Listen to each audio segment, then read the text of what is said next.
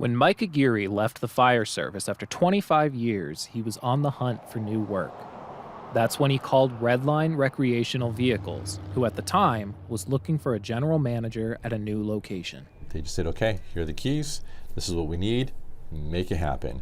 And so needless to say, I had a fleet of equipment.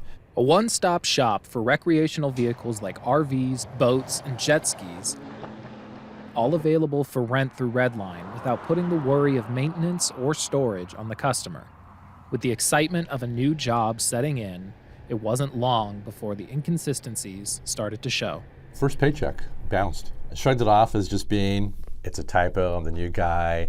Brushed off as a clerical error, but as time went on, more red flags for Aguirre started to emerge when coworkers started to share their thoughts with him. Just make sure that you're minding your P's and Q's.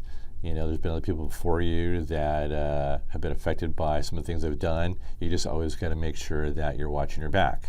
One of the programs offered by Redline was called Peer-to-Peer, a program that allowed for people not using their outdoor vehicle to rent it out to others through Redline. Peer-to-peer would be quite simply, you have, let's say, a motorhome, and you thought you were going to use it a lot more than you did. Maybe you owe on it.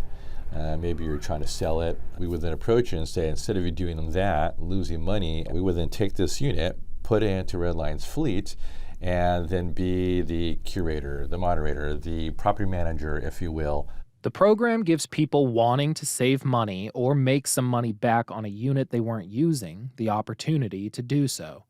Aguirre said issues started to arise, but this time towards the customer. We essentially were just a property manager of this unit. We insured it, we took care of the maintenance, and we even stored it. The program itself was brilliant when you think about it, until people were getting paid. Despite the customer paying a deductible to fix damages during their rental, Aguirre says that money would not always go towards repairs. There's a lot of documentation that was modified in the front office as far as the significance of the damage.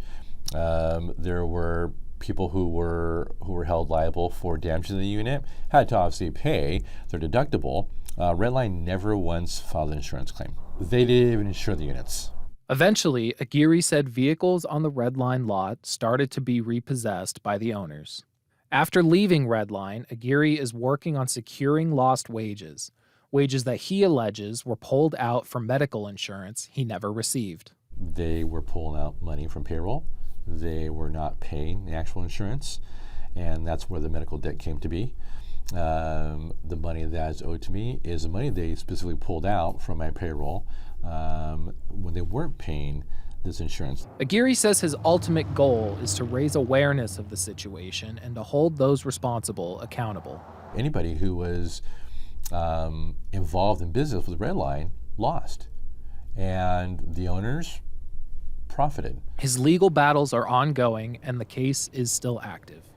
While investigating this story, we found numerous posts online about other troubled dealings with Redline, one of them from a local business owner. We bought a boat from Redline. We used it. We're renting it out. Karli Covino is the owner of Memory Makers. When the time came for them to sell their boat, they went back to Redline and dealt with owner Dustin Weniger. We decided to sell the boat, so we sold it in November to Dustin. He gave us a $5,000 security deposit. We were supposed to have the boat paid off by February, and he just MIA'd us, didn't talk to us, didn't text us. The agreed upon total for the sale was $125,000 paid in installments. We're going to let you pay $5,000 now, and then we want 20, and all the way until it's paid off in February. So it's just supposed to be like a 3-month loan, 4-month loan. With no money coming from the sale, Covino made the decision to try and repossess her boat. Another shop in town told her the boat was with them. When she arrived, the new owner of the boat contacted her. The guy who bought the boat from Dustin basically said, hey, I just paid $130,000 for this boat from Dustin, and it's my boat. Covino alleges Weniger already sold the boat before paying her the agreed upon amount. It wasn't even in Dustin's possession anymore, so he not only did he take the boat and not pay us, but he still got money and sold the boat to somebody else. Despite not getting paid, the title was in Weniger's possession. Covino alleges he signed the title over to the new owner, who is currently in possession of the boat. Now she says she's left with only one option. We're going to have to pay for an attorney and try to go after what is ours.